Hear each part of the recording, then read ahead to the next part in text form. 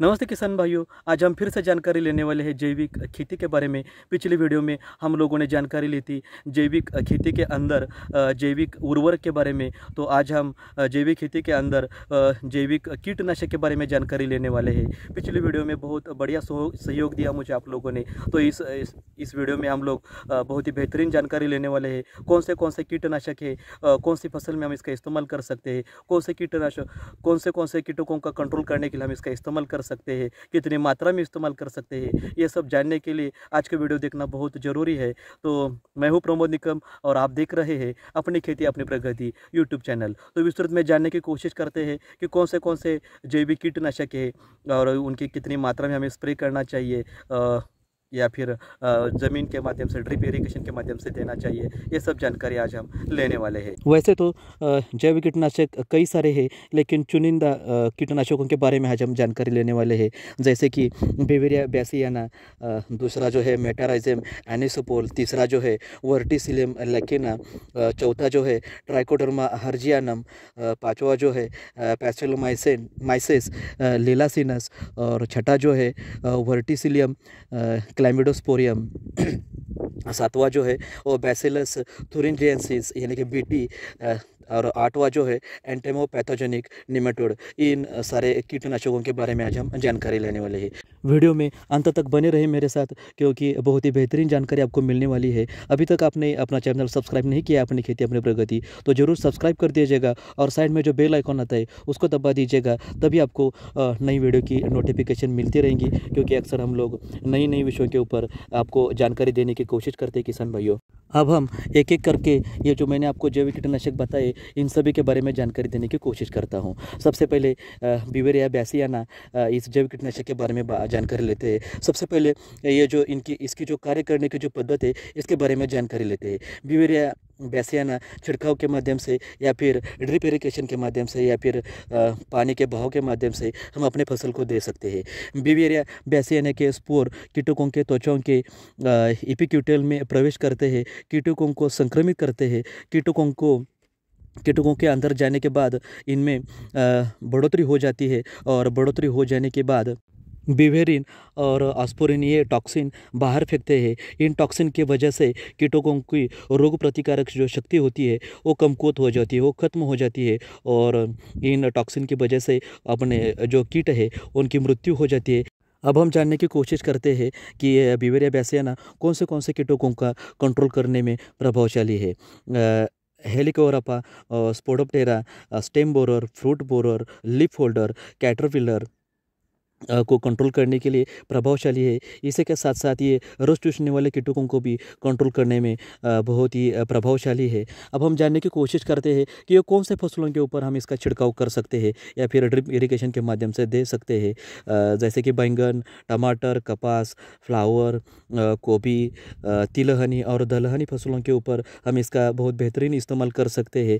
अब हम ये जो बिवेरिया बैसियाना है इसके डोज के बारे में जानने की कोशिश करते हैं। अगर हम ड्रिप इरिगेशन के माध्यम से देना चाहते हैं या पानी के बहाव के माध्यम से देना चाहते हैं तो 1 से 2 लीटर प्रति एकड़ के हिसाब से हमें देना है। और छिड़काव के माध्यम से अगर हमें इसको देना है तो 5 ml प्रति लीटर के हिसाब से हमें इसका छिड़काव करना है। बहुत ही बेहतरीन कीटनाशक है, जैविक कीटनाशक है। अब हम अगला जैविक कीटनाशक के बारे में जानकारी लेते हैं, वो है मेटाराइजम एनिसोपोल।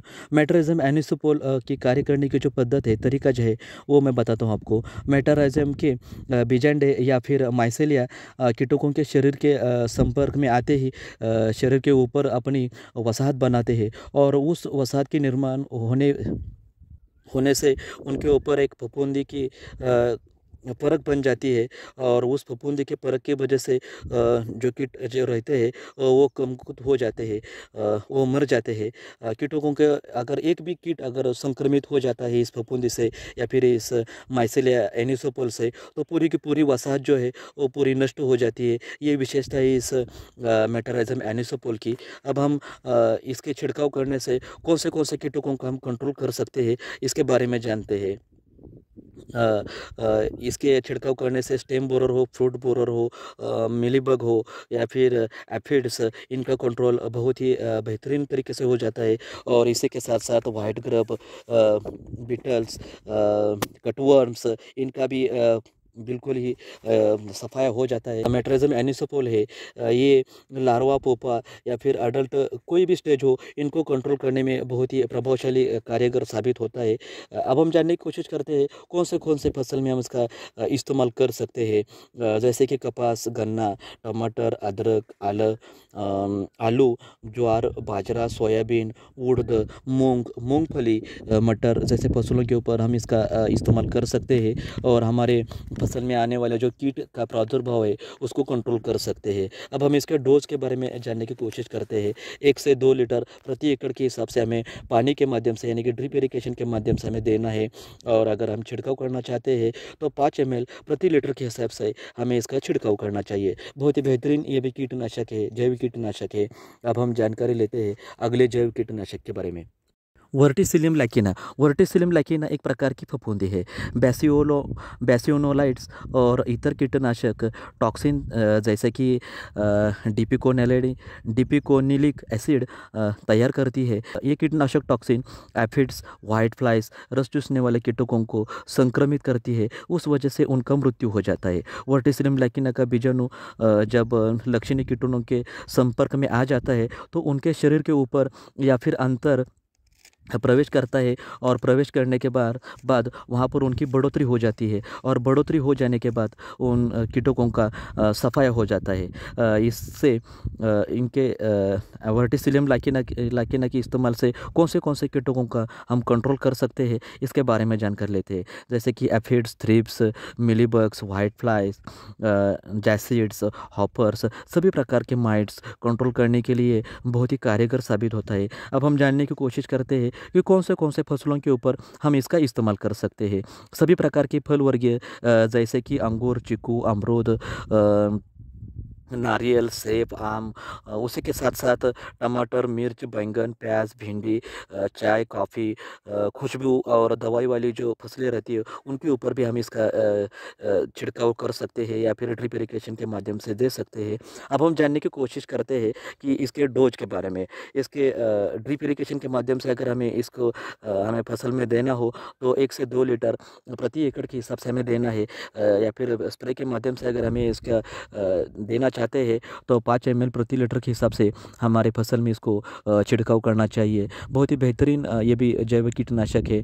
अब हम जानकारी लेने वाले हैं ट्राइकोडर्मा हर्जियानम, पैसिलोमाइसिस लिलासिनस और वर्टिसिलियम क्लाइमोडोस्पोरम, इन 3 जैविक कीटनाशकों के साथ एक साथ हम जानकारी लेने वाले हैं क्योंकि तीनों का भी कार्य एक जैसा है। गेहूँ, चावल, पपीता, आलू, भिंडी, टमाटर, अनार, गन्ना, ककड़ी, इनमें आने वाले निमेटोड को कंट्रोल करने के लिए ये जैव कीटनाशक का इस्तेमाल होता है। ट्राइकोडर्मा हर्जियानम निमेटोड का नाश करने के साथ साथ फफूंदीनाशक का भी कार्य करता है। इसके डोज के बारे में जानकारी लेते हैं। इरिगेशन के माध्यम से हम इसको दे सकते हैं हमारे फसल को 2 लीटर प्रति एकड़ के हिसाब से हमें इसका डोज देना होता है। ये तीनों के तीनों जो जैविक कीटनाशक है, तीनों के तीनों हमारे फसल में जो निमेटोड आता है इसको कंट्रोल करने के लिए हम इसका इस्तेमाल करते हैं। अगला जैव कीटनाशक है बैसिलस थुरिनजेंसिस। बैसिलस थुरिनजेंसिस वास्तव में प्राकृतिक रूप से पाया जाने वाला जीवाणु है जो कुछ कीटकों की बीमारी का कारण बनता है, जैसे कि तम्बाकू सुंडी, कपास की सुंडी, कैटरपिलर कंट्रोल करने के लिए हम इसका बीटी का इस्तेमाल कर सकते हैं। बैसिलस थुरिनजेंस के ऊपर बहुत ही बेहतरीन एक वीडियो हम लोगों ने बनाया था, वो भी हमारे यूट्यूब चैनल के ऊपर अवेलेबल है, उसके भी मैं डिस्क्रिप्शन में लिंक दे दूंगा। अगला जो जैविक कीटनाशक है वो एंटोमोपैथोजेनिक निमेटोड, एक मित्र निमेटोड है। इल्ली का कंट्रोल करने के लिए सबसे ज़्यादा इस्तेमाल होता है। इसका कार्य करने के तरीका मैं आपको बताता हूँ। जब इसका छिड़काव हम लोग करते हैं तो ये इल्ली के मुंह से या फिर जहाँ से जगह मिले वहाँ से अंदर जाता है और 24 या फिर 48 घंटों के अंदर हमारे जो इल्ली रहती है हमारे फसल के ऊपर उसका खात्मा कर देता है। उसकी उस इल्ली के ऊपर ही अपनी उपजीविका करता है और वहाँ पर अपनी वसाहत बनाता है। एंटेमोपैथोजेनिक नेमाटोड का सबसे ज़्यादा उपयोग वाइट ग्रब को कंट्रोल करने के लिए होता है। जो लोग गन्ने की फसल करते हैं, किसान भाई हमारे, तो वो सबसे ज़्यादा इसका इस्तेमाल करते हैं। तो किसान भाइयों, वीडियो तो बहुत लेंदी बन रहा है। वीडियो अगर अच्छा लगा होगा तो ज़रूर लाइक कर दीजिएगा। आप लाइक करना भूल जाते हैं। अगर अच्छा लगा होगा तो ज़रूर अपने दोस्तों के साथ शेयर कर दीजिएगा। अगर कोई दिक्कत है मुझे कमेंट करके बता दीजिएगा। और अभी तक आप लोगों ने अपना चैनल सब्सक्राइब नहीं किया है तो ज़रूर सब्सक्राइब कर दीजिएगा और साइड में जो बेल आइकन आता है उसको दबा दीजिएगा, तभी आपको नई वीडियो की जानकारी मिलती रहेंगी। धन्यवाद किसान भाइयों। अगले वीडियो हम लोग बनाने वाले हैं जैविक फफूंदी नाशक के ऊपर, तो ज़रूर देखिए अपना अगला वीडियो भी। धन्यवाद।